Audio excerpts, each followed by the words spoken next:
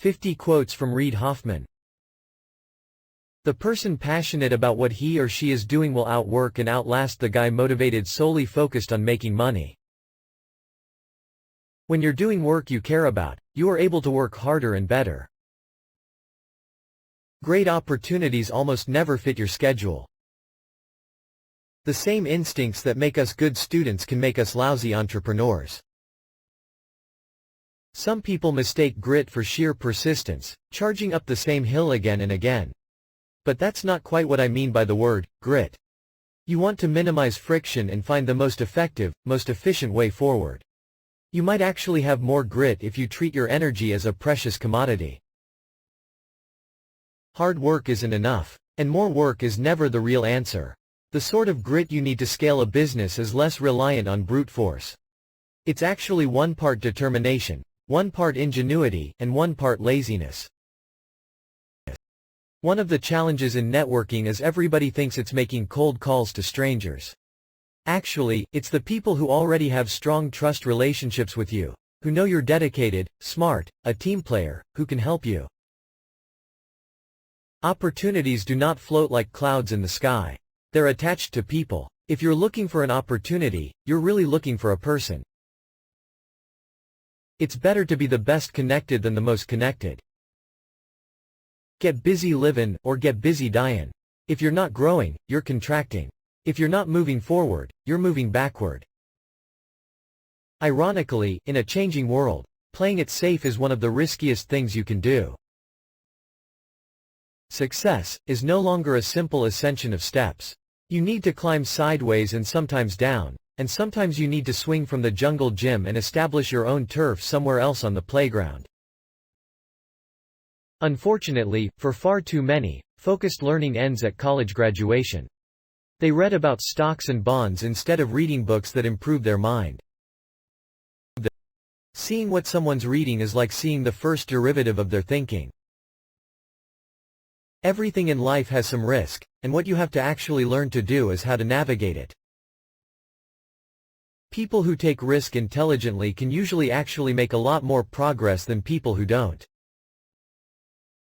You have to be constantly reinventing yourself and investing in the future. Remember, if you don't find risk, risk will find you.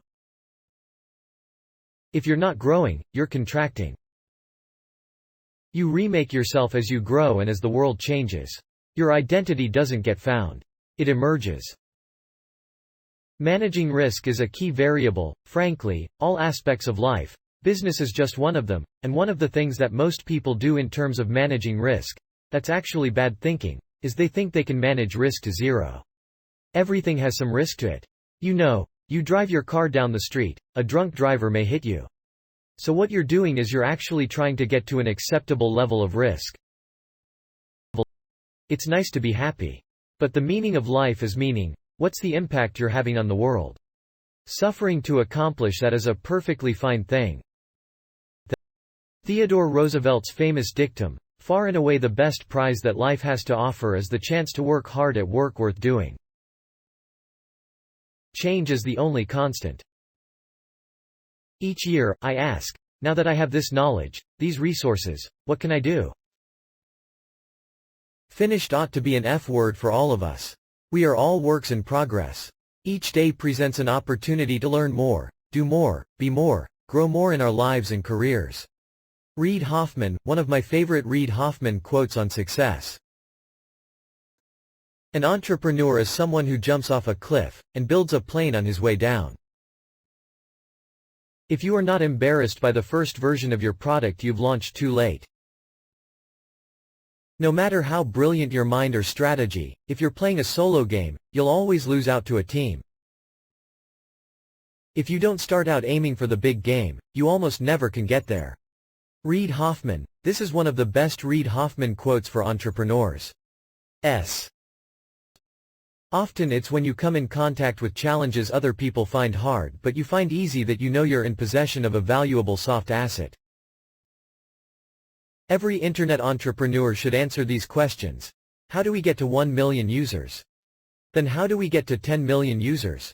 Then how will you get deep engagement by your users?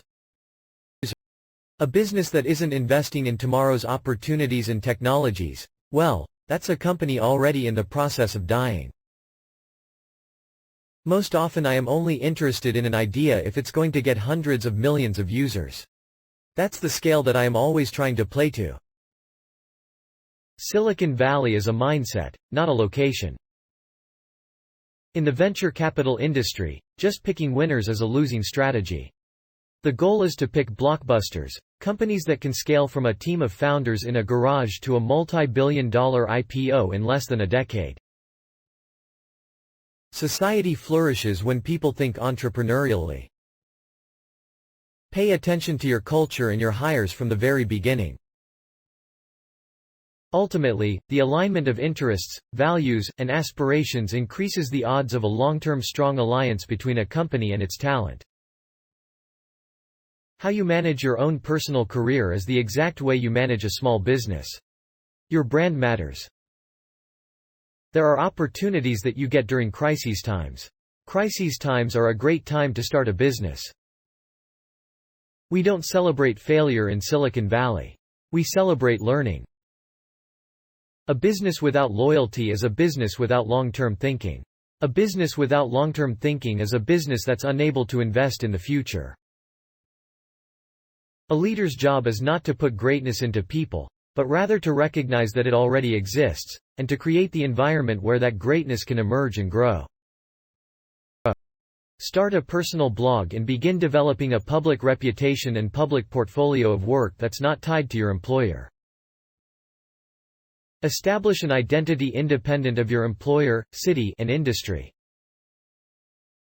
All humans are entrepreneurs not because they should start companies but because the will to create is encoded in human DNA, and creation is the essence of entrepreneurship. The most entrepreneurial employees want to establish personal brands that stand apart from their employers. It's a rational, necessary response to the end of lifetime employment.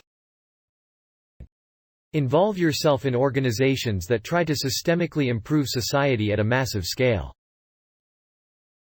Throwing your heart into something is great, but when any one thing becomes all that you stand for, you're vulnerable to an identity crisis when you pivot to a plan B.